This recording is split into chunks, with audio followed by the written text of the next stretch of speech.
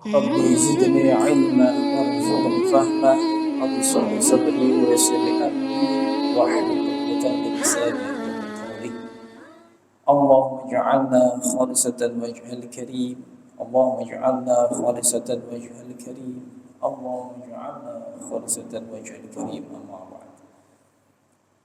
Para hadirin yang dimuliakan oleh Allah, alhamdulillah setelah sekian lama kita tidak berjumpa, insyaallah pada kesempatan ini kita lanjutkan kajian kita tentang fikih.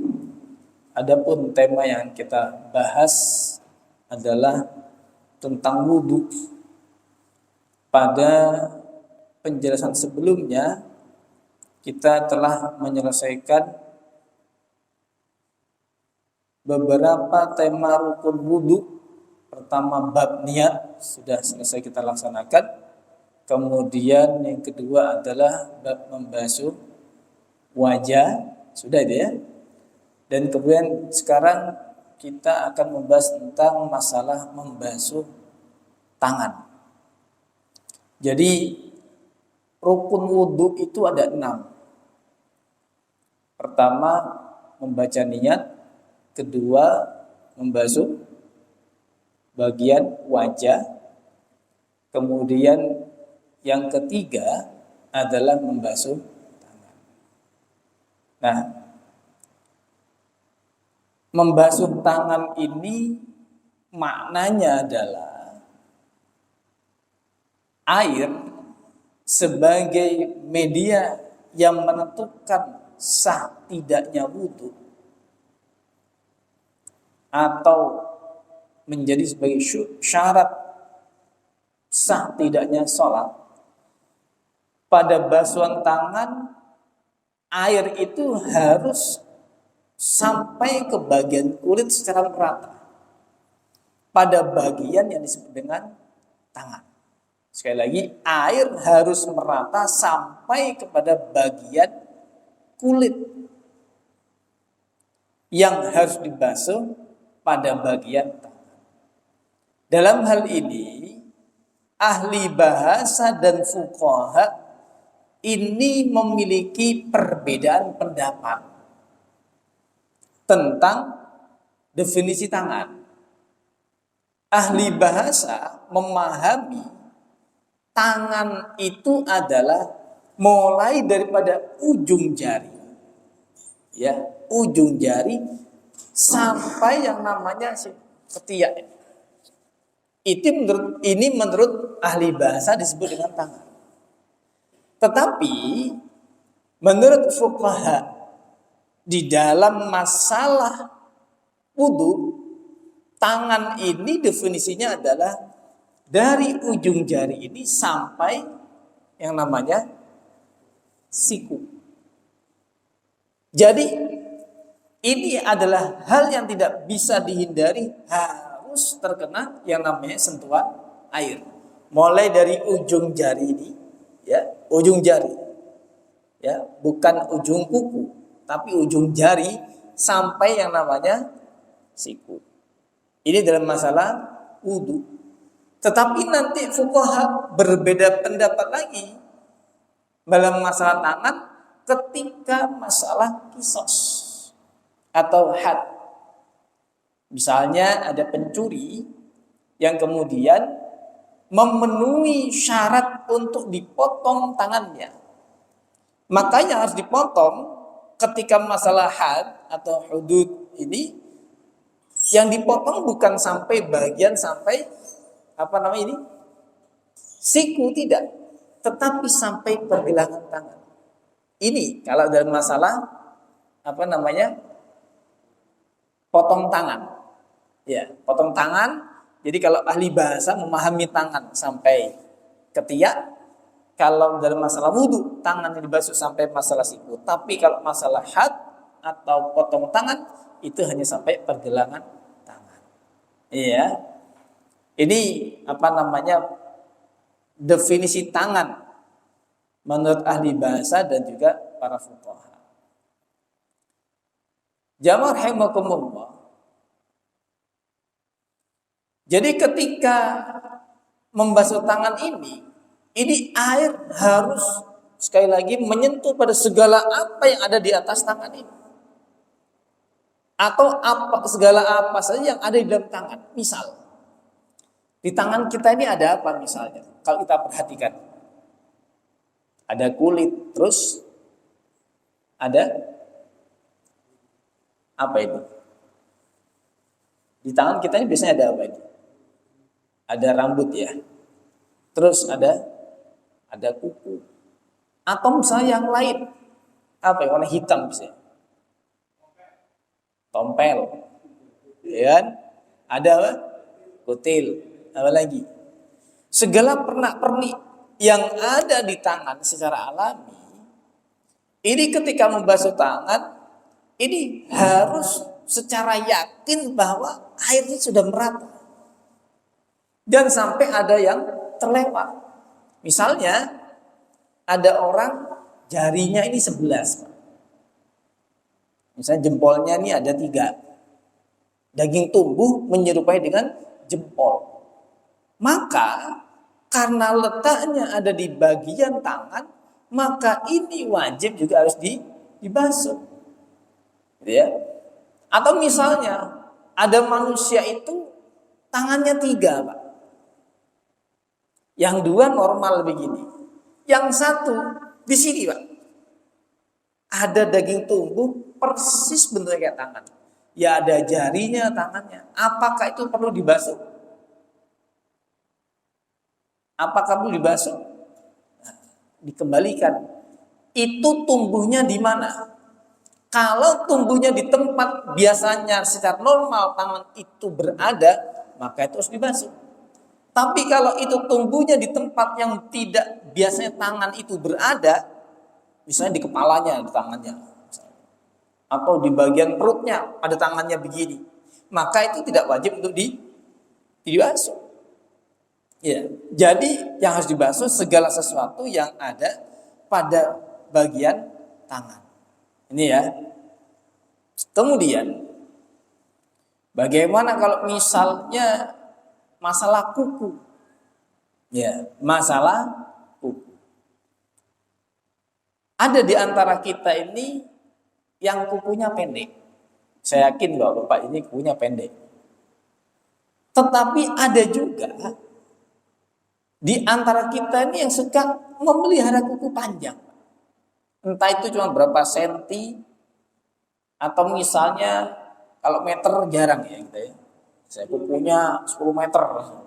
Jadi kamu mau beli bakso tinggal gampang. Ya. Nah, masalah kuku. Apakah kuku itu termasuk bagian yang harus dibasuh dalam wudu? Ya, kuku. Dalam hal ini yang harus dibasuh itu adalah ujung jari. Oleh karena itu ada perlakuan khusus bagi orang yang memiliki kuku panjang. Ya, kalau misalnya ada orang yang kukunya panjang, kalau misalnya berwudu, ini harus dipastikan, Pak. Ya. Apa yang harus dipastikan? Yang harus dipastikan itu adalah, ya, silakan. Yang harus dipastikan itu adalah ini. Bagian daripada kulit yang ada di antara kuku dengan ujung jari ini.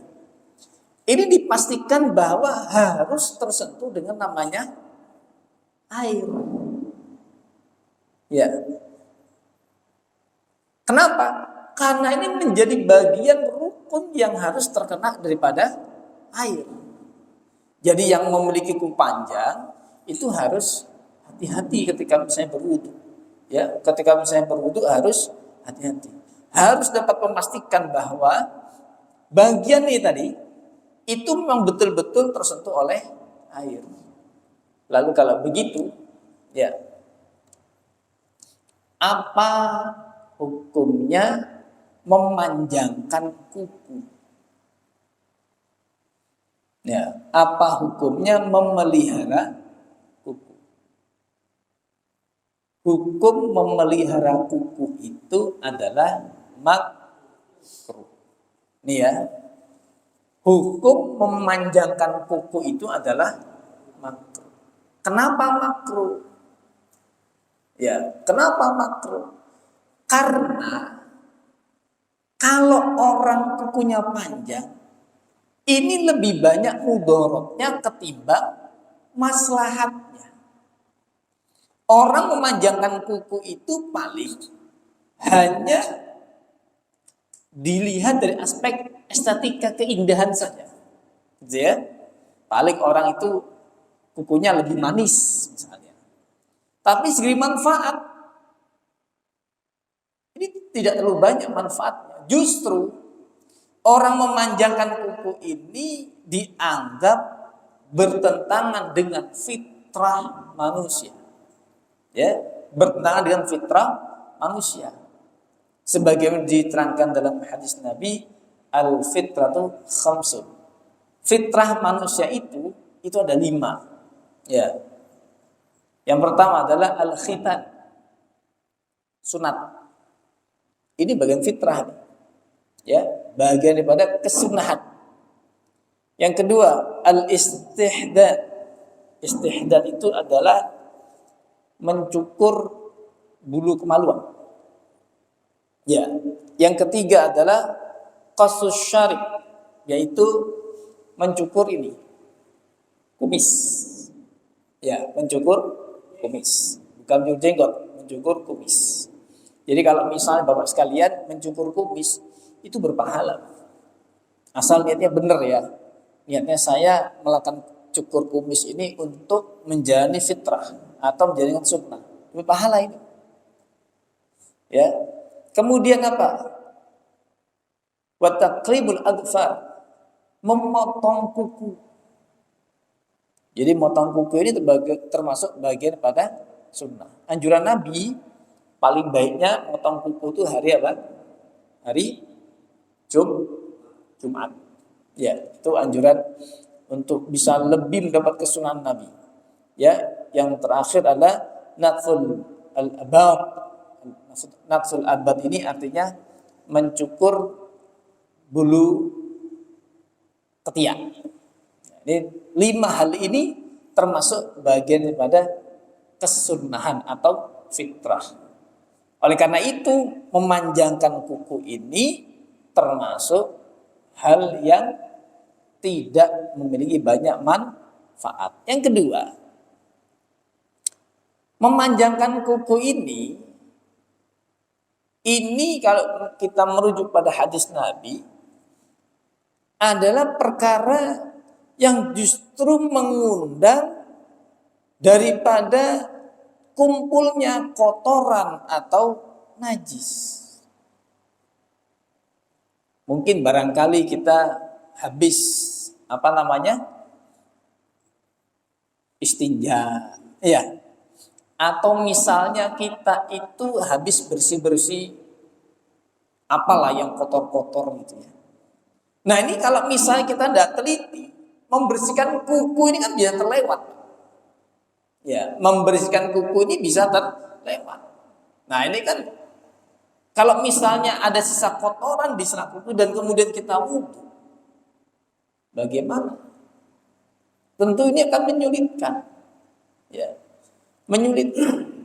Dan kemudian yang ketiga, ya, sebagaimana diterangkan dalam hadis yang diriwayatkan oleh Imam Ahmad, itu diterangkan bahwasanya kuku ini termasuk tempat favorit bagi para syaitan. Ya. Maka itu dalam hadis diterangkan, potonglah kukumu, ya. Sesungguhnya setan itu mengikat melalui kuku yang panjang. Maka dari itu, ya, ini kuku ini manfaatnya lebih sedikit ketimbang mudaratnya. Tapi kemudian begini jamaah rahimakumullah. Kalau misalnya nih kita punya wudhu, ya kita punya wudhu. Kuku kita misalnya panjangnya berapa senti sini ya, kurang lebih. Segini nih berapa senti ya? Ada 10 sini. Ya, taruhlah berapa senti gitu ya.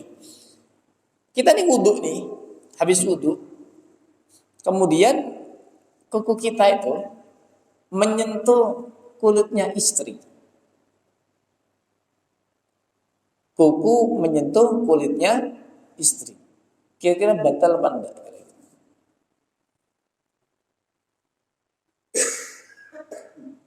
Ya, kira-kira batal apa enggak? Kita wudhu lagi apa enggak kira-kira? Kita punya wudhu mau sholat, karena kukunya panjang, kesentuh sama istri. Atau kesentuh siapa lah yang bukan mahramnya. Ya, kepegang. Kira-kira batal atau enggak kira-kira? Sepengetahuan jamaah rahimahullah gimana kira-kira? Batal enggak kira-kira? Sepengetahuan sejauh ini, kalau misalnya terjadi wudhu lagi enggak kira-kira?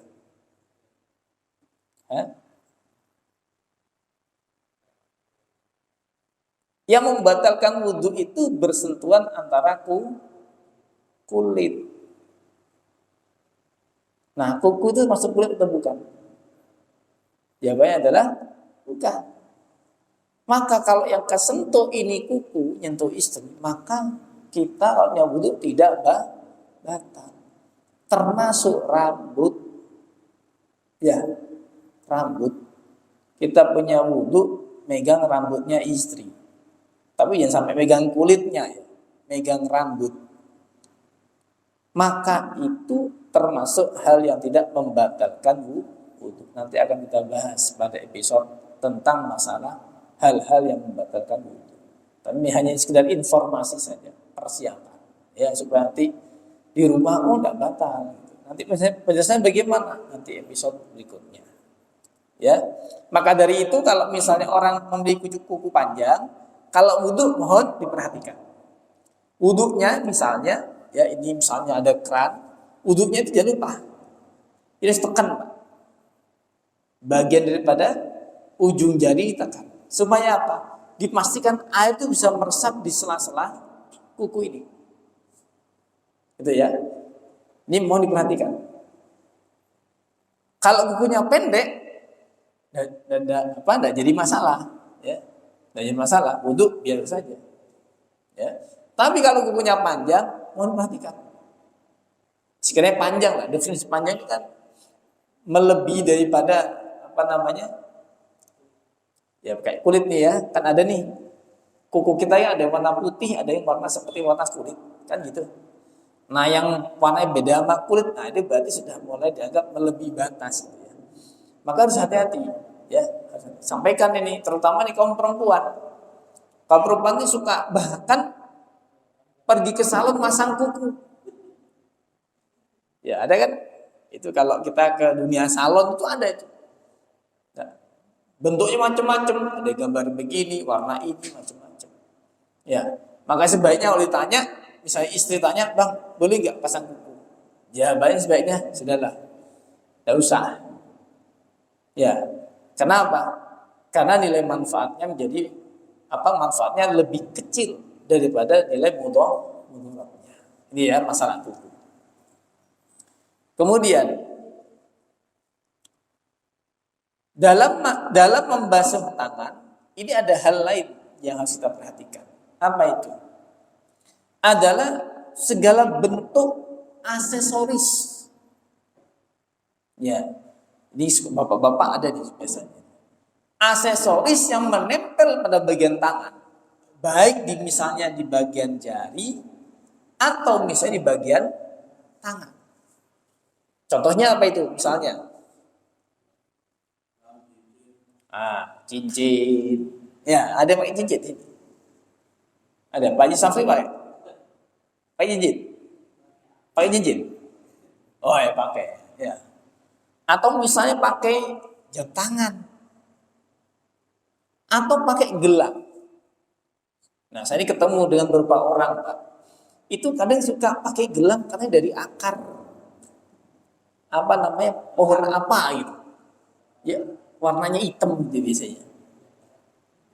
Ya kan? Kalau di apa namanya dipakainya udah pas sesuai dengan ukuran tangan itu. Ya. Nah, bagaimana kalau kita berwudu dalam keadaan memakai aksesoris ini? Maka dari itu ya ini harus ada perlakuan khusus juga. Apa itu? Mohon diperhatikan dengan seksama, pastikan air itu bisa menembus pada bagian apa? Pada bagian kulit yang tertutup atau tercover oleh barang-barang aksesoris ini. Kalau misalnya pakai cincin, pastikan bahwa air itu dapat menembus di sela-sela ini cincin. Kalau jam tangan biasanya dilepas Pak ya, pada nggak berwudu itu. Setahu saya biasanya orang tuh paham. Kalau jam tangan dicopot, kalau cincin tetap dipakai. Biasanya begitu. Ya kalau gelang, nggak tahu kalau ibu-ibu gelang copot nggak kira-kira? Istri kalau misalnya pakai gelang, kalau wudu dicopot nggak kira-kira? Biasanya. Coba nggak kira-kira? Ya itu silakan tanya istri masing-masing lah ya. Jangan tanya istrinya orang. Ya. Nah, kalau misalnya pakai cincin, ya, kalau pakai cincin, bagaimana cara wudhunya? Kalau pakai cincin, kalau misal cincin ini longgar, ya, kalau cincin ini longgar dan kita yakin bahwa cukup dengan misalnya hanya menggerakkan tangan begini, air itu sudah bisa tembus di antara sela-sela jari ini, maka itu bisa dianggap cukup. Tapi kalau misalnya kita nggak yakin, kalau wudhu Pak, itu jangan lupa digerak-gerakkan begini. Ya, tujuannya apa? Tujuannya adalah untuk meratakan air supaya air ini bisa masuk di sela-sela cincin ini. Itu, ini harus diperhatikan. Ini yang harus diperhatikan dengan seksama. Mengapa? Khawatir kalau misalnya wudhu kemudian cincinnya ini tidak digerak-gerakkan sementara ini rapat, ya cincin ini misalnya susah gerak misalnya, ini khawatir airnya tidak bisa tembus ke sini. Kalau tidak bisa tembus, coba kita teledor selama bertahun-tahun pakai cincin, wudhunya ternyata ada yang tidak terkena sentuhan air, sholat sah apa enggak kira-kira? Ya, maka ini bisa menimbulkan sholat kita tidak diterima oleh Allah Subhanahu wa Ta'ala. Ya, jadi ya, ini yang harus diperhatikan dengan seksama. Ini masalah cincin ya. Nah, sekarang bagaimana kalau misalnya masalah apa namanya? Kuku yang dicat. Ya, ada di sini pakai. Ada ya. Bapak semua ini insya Allah nih mungkin ya yakin ada yang pakai apa kutek apa kutek ya. Bagaimana hukumnya pakai kutek? Kemudian dia berwudu. Kira-kira sah enggak? Ya. Kira-kira sah enggak? Ulama itu berpendapat, para ulama menyikapi masalah ini. Para ulama itu melakukan penelitian. Ya, penelitian berkaitan dengan masalah kutek. Ternyata mayoritas bahan yang dipakai dalam cat kuku ini itu dapat menembus yang namanya pori-pori. Ya, ini dapat menembus namanya pori-pori. Oleh karena itu, orang yang memakai kutek itu, kalau wudhu itu sudah dianggap sah. Ya, atau misalnya kena catnya kutek. Atau Yang busuk bapak habis ngecat. Wah, ini habis ngecat musola. Ya, musola dicat. Karena apa? Mau Ramadan. Ya. Atau habis Ramadan. Ya, terbalik. Di mana-mana mau Ramadan dicat, sini enggak. Habis Ramadan dicat. Ya. Ternyata waktu saat zuhur ada zakat. Bagaimana wudunya? Gosok, catnya ada hilang. Karena harus pakai alat lain tertentu, bahan tertentu. Bahan kimia itu tidak ada. Sehingga pakai air cukup. Ya, ternyata wudu. Bagaimana wudunya? Sah atau tidak? Kira-kira. Wudunya sah atau tidak kira-kira? Wudunya dianggap sah. Kenapa? Karena cat itu masih dianggap bisa menembus pori-pori. Atau misalnya bahasa sekarang, tahu nggak manusia milenium? Ya, pernah ketemu nggak? Ya, kalau kita ke pertigaan, ya, di lampu merah, ini kadang kita ketemu dengan orang yang disebut dengan manusia milenium. Bagaimana mereka kalau sholat? Sadar wudhunya kira-kira. Misalnya, saya tidak ngomong mereka tidak sholat. Saya ngomong kalau mereka ini sholat. Ya, kira-kira. Ya, wudhunya bagaimana? Atau misalnya ada orang berprofesi sebagai badut, Pak. Badut ini kan kadang wajahnya ya make up ya, pakai apa benda tertentu kan, sehingga wajahnya itu sudah berubah dari warna kulit aslinya. Nah, kira-kira ini bagaimana? Sandak kira-kira wudhunya. Maka ini kan seperti cat kutek tadi. Ya. Maka ini masih bisa dianggap menembus pori. Maka ini sah. Tidak apa-apa. Wudhunya dianggap sah. Tapi Pak, kalau sudah ngomong tato, nah ini lain cerita. Tato itu memiliki bahan, itu kan kayak dibor ya tato itu ya. Kan tato itu kayak disuntik ya. Pakai kayak jarum ya. Kayak dibor. Tinta itu dimasukkan ke pori-pori kulit dengan bentuk atau warna tertentu. Sehingga tintanya itu menjadi permanen. Dan ini sulit untuk kemudian dihapus. Maka bagaimana hukumnya orang yang bertato ketika wudhu? Wudhunya sah apa enggak kira-kira?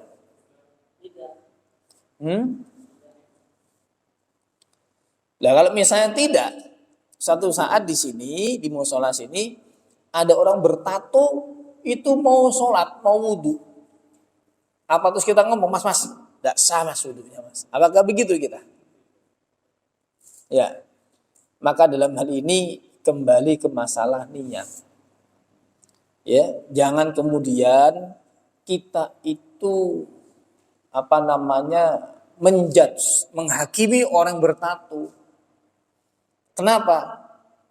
Karena untuk menghilangkan tato ini bukan karena mudah. Justru boleh jadi menghilangkan tato ini mendatangkan mudarat. Ya, misalnya apa? Satu, mahal. Nomor dua apa? Sakit. Kalau mahal tentu menggunakan teknologi canggih. Sekarang sudah ada itu. Kayak soal laser itu gambarnya tembak, gitu kan? Gambar hilang. Tapi kulitnya jadi rusak. Ya, harus ada perawatan khusus, ya kan? Kalau punya duit enggak apa-apa. Lah kalau enggak punya duit, bagaimana? Katanya di setrika atau apalah. Ini kan menimbulkan mudarat.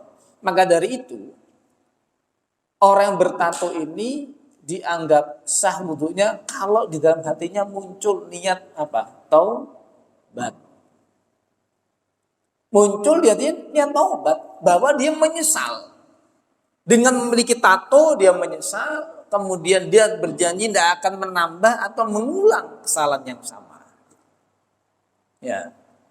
Maka wudhunya bagaimana? Ya sah. Ya. Wudhunya menjadi sah. Mandi junubnya bagaimana? Mandi junubnya pun menjadi sah. Itu ya. Ini apa namanya? Wudhu bagi orang yang bertatu. Makanya jangan kemudian kita bersuudzon menganggap bahwa orang bertatu ini dosa lah. Kalau misalnya dia sudah taubat, apakah dia berdosa? Itu ada urusan dia dengan Allah Subhanahu wa ta'ala. Ya rahimakumullah. Ini yang berikutnya masih masalah membahas masalah tangan ya, membasuh tangan.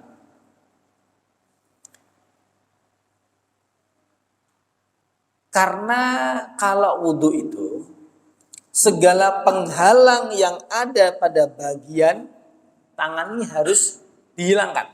Gitu ya. Segala penghalang di atas tangan yang harus dibasuh dalam wudhu ini harus dihilangkan. Misalnya tadi pakai jam tangan, kalau memang bisa tersentuh air, maka ya silakan dipakai. Tapi biasa rata-rata pakai jam tangan copot. Cincin ini harus digerakkan supaya apa? Ada sentuhan namanya air. Nah sekarang bagaimana? Kalau misalnya yang wudhu itu perempuan. Ada seorang perempuan mau sholat pakai lengan panjang. Lah wudhunya nih bagaimana terus? Apakah kalau wudhu tangannya, misalnya ini tangannya perempuan ya, pakai lengan panjang begini, apa wudhunya harus siram begini? Atau dia harus begini? Mana? Yang mana? Yang A begini atau yang B begini kira-kira? Seorang perempuan.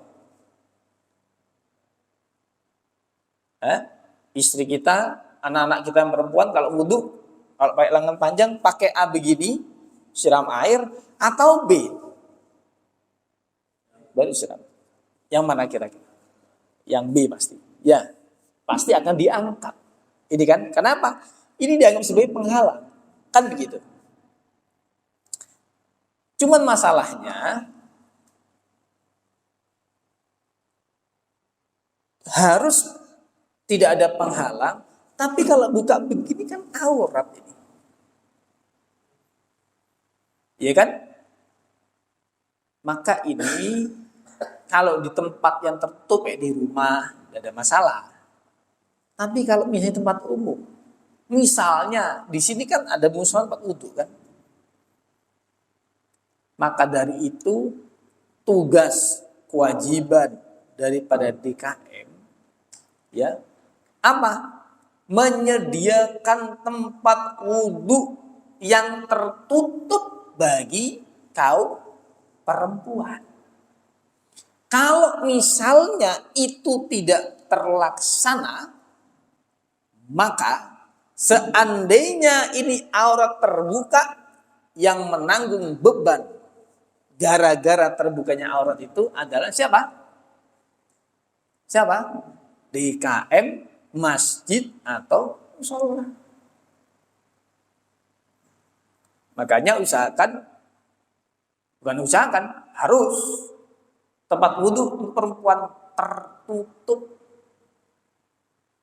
Tidak ada celah bagi orang lain untuk bisa melihat aurat daripada perempuan. Kenapa? Ini nanti pernah sampaikan waktu itu sebelum Ramadan. Kita waktu itu bahas masalah batas aurat laki-laki. Kan ada nih di antara kita kalau misalnya ke masjid pakai sarung, tapi kalau buang sampah pakai celana pendek yang sekiranya aurat itu terbuka. Itu sudah saya bahas waktu itu. Pernah saya sentil gitu ya. Usahakan kalau mau pakai celana pendek, pakai celana yang sekiranya bisa menutup bagian aurat yang paling utama. Yaitu antara pusar sampai lutut. Kalau pakai celana panjang, usahakan di bawah lutut celananya. Gitu ya. Kenapa? Ini nanti kan diminta pertanggungjawaban kalau misalnya sampai terbuka. Begitu juga apalagi dengan perempuan. Karena kita menyediakan tempat ibadah, tetapi kita tidak menyediakan tempat yang aman daripada tertutupnya aurat, maka ini yang bertanggung jawab, siapa mengelola itu masjid atau musola, itu bertanggung jawab nanti. Kalau di sini tertutup terbuka di sini. Di sini tertutup atau terbuka tempat wudhu? Tertutup ya. Bisa enggak terlihat auratnya perempuan, seorang perempuan yang wudhu di sini? Hah? Ya sekiranya tertutup secara ini ya, bukan kesengajaan untuk longok misalnya. Ya. Kalau itu terpenuhi aman. Ya. Karena apa? Ada beberapa tempat itu yang tidak memperhatikan masalah ini. Ini sepele. Sepele.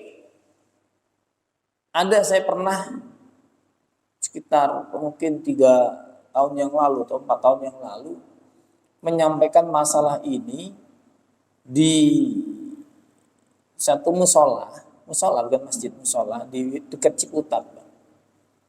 Itu terjadi adalah ketika 2 bulan kemudian saya datang lagi ke sana, itu tempat wudhunya sudah berubah,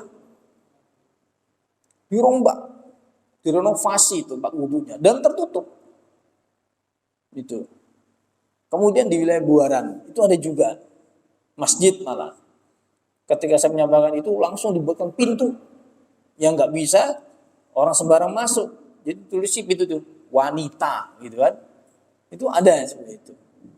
Ya alhamdulillah saya menyampaikan sebuah informasi dan itu bermanfaat. Ya ini kan sebuah kenikmatan bagi kita semua. Kenapa? Setidaknya kita telah memfasilitasi kaum perempuan untuk bisa tetap beribadah di tempat ya aman dan nyaman. Ya. Baik. Ya rahimakumullah. Ada pertanyaan? Ya, silakan. Tato. Ya.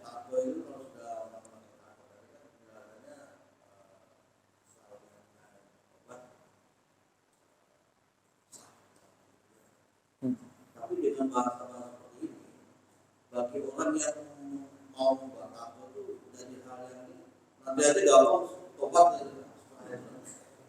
Jadi mau masyarakat ini gampang itu ngambil itu nggak apa-apa sekarang nanti kalau mau udah rusak tobat aja atau tidak masalah. Karena apa di ustaz itu menceramahkan kalau sudah silakan. Efeknya yang saya pikir itu yang bagaimana caranya supaya efeknya juga ada tekanan di situ. Bahwa tato itu tindakan keras gitu. Iya. Jadi sebetulnya hukum tato itu kan haram. Haram, jelas. Haram. Kenapa? Karena tato itu menjadi wasilah sulitnya air untuk menembus ke kulit. Lah, ini kan jadi masalah kalau kita wudhu atau kita berhadas, mandi junub, kan begitu. Ya. Sehingga ini menyulitkan orang untuk beribadah. Kenapa kemudian para fuqaha itu menyampaikan orang bertato itu tidak perlu menghilangkan tato. Cukup dengan bertaubat kepada Allah. Kan begitu ya. Apabila ingin wudunya atau mandi junubnya atau ibadah menjadi sah. Kenapa? Karena para ulama berpikir betapa sulitnya menghapus tato. Jadi para ulama itu berpikir hal yang paling resiko yang paling ringan daripada orang nggak bisa bertato itu akan sah. Soalnya kalau harus hilang tatonya itu ini memberatkan. Ya. Cuman kemudian akhirnya muncul orang tuh meremehkan. Ya. Cuma kalau kita lebih fahamkan bahwa apa jaminan kita bahwa kita bisa menentukan usia kita. Misal, saya dalam usia 20 tahun misalnya, saya bertato. Ketika tanya, kenapa kamu bertato? Tadi seperti saya sampaikan oleh Bapak tadi, gampang nanti saya akan taubat kalau saya misalnya sudah umur sekian. Gitu kan. Prediksi dia umur 30 tahun masih sehat. Ternyata namanya musibahnya nggak tahu. Ya kan? Tiba-tiba baru setahun pakai tato, musibah datang. Ya, musibah. Entah itu sakit, entah itu meninggal. Nah, yang menjamin kita ini siapa? Terus, kalau bukan Allah SWT, maka dari itu, ya, betapa beratnya konsekuensi tato dalam perspektif hukum fikih. Berat. Orang bertato, ingat, bertobat itu nggak bisa main-main kita. Hari ini tobat, besok bikin lagi. Tobat, nggak bisa. Ya, seperti halnya orang bermain-main dalam hal agama. Hari ini beriman, besok murtad. Hari ini beriman, besok murtad. Hati-hati. Karena akidah itu tidak bisa dibuat main-main. Termasuk syariah pun tidak bisa main-main. Hukum fikih tidak bisa main-main.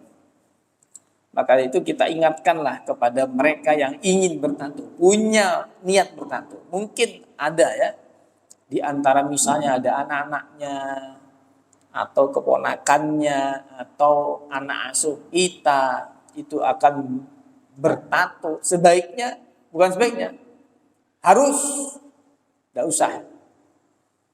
Kita harus bertindak keras anti-Semitisme. Kenapa? Karena ini pengaruhnya dalam masa konsekuensi sholat. Bisa dibayangkan kalau sholat Islam tidak diterima oleh Allah Ta'ala. Kalau sampai tato, segera minta untuk segera bertaubat. Kalau tidak, sudah hapus. Kalau kita punya rezeki, bisa sekiranya bisa digunakan untuk menyembuhkan nih tato, hapus saja. Paksa gimana pun caranya. Karena apa? Dalam hal ini tidak ada tawar-menawar. Ini adalah sesuatu yang sifatnya pasti ya. Yang sifatnya wajib untuk dihindari. Ya, kalau cuma gambar pakai spidol kan lain cerita itu ya. Ya silakan aja mau pakai gambar spidol atau pakai cat warna dicat-cat kan silakan aja gitu. Kenapa? Karena itu bisa mudah untuk dihapus. Kan gitu. Jadi bagaimana antisipasinya? Sampaikan dengan keras bahwa ini masuk bagian daripada perkara yang haram. Ya. Di mana letak keharamannya? Letak keharamannya adalah terhalangnya air tembus sampai ke pori-pori kulit ketika digunakan untuk wudhu atau mandi junub di sana. Yang menjadi titik beratnya dalam bertato. Gitu ya. Lagi pertanyaan? Ada? Silakan.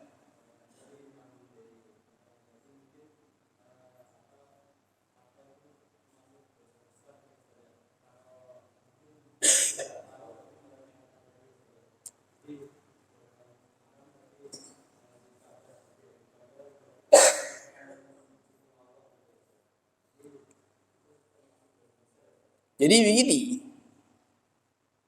orang itu dalam masalah hukum statusnya macam-macam.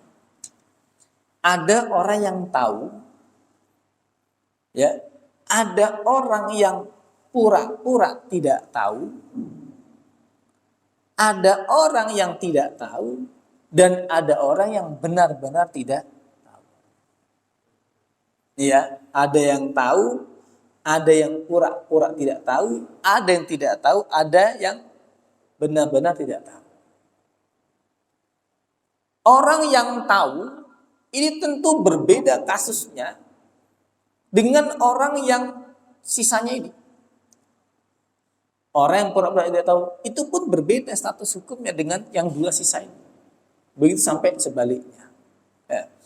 Kalau misalnya ada orang yang tahu bahwa hukum bertato itu haram, kok masih dilanggar? Bagaimana? tentu hal ini ya sangat berdosa. Seperti halnya dengan orang sudah tahu sholat itu sehari 5 kali, kok dibalik 5 hari sekali. Kan begitu. Ini bisa ya habis. Ya. Jadi seperti itu. Bagaimana hukumnya? Jelas. Ini dosa besar. Ini jangan pernah kita bermain-main dengan hukum Allah. Kenapa? Hati-hati. Sekarang di dunia dia boleh berkuasa. Begitu dia kasih musibah sakit, pindah alam, siapa yang mau menguasai ruhnya, jiwanya? Tidak bisa apa-apa lagi kita. Sekarang kita boleh lari. Tapi ketika sudah jasad tak berfungsi, mau lari kemana kita? Gitu ya. Maka mudah-mudahan kita termasuk orang-orang yang dilindungi oleh Allah. Dan orang yang selalu diberikan hidayah. Mudah dalam menjalankan ketaatan. Terutama menjaga sholat 5 waktu. Sehingga kita termasuk orang diridhai, amal diterima oleh Allah, dan mudah-mudahan termasuk orang yang wafat dalam keadaan husnul khatimah. Mudah-mudahan bermanfaat kajian kita pada kesempatan ini. Kita lanjutkan minggu depan, insya Allah masih masalah tangan, karena masih ada beberapa tema yang belum kita bahas. Ya, terima kasih banyak. Wassalamualaikum warahmatullahi wabarakatuh.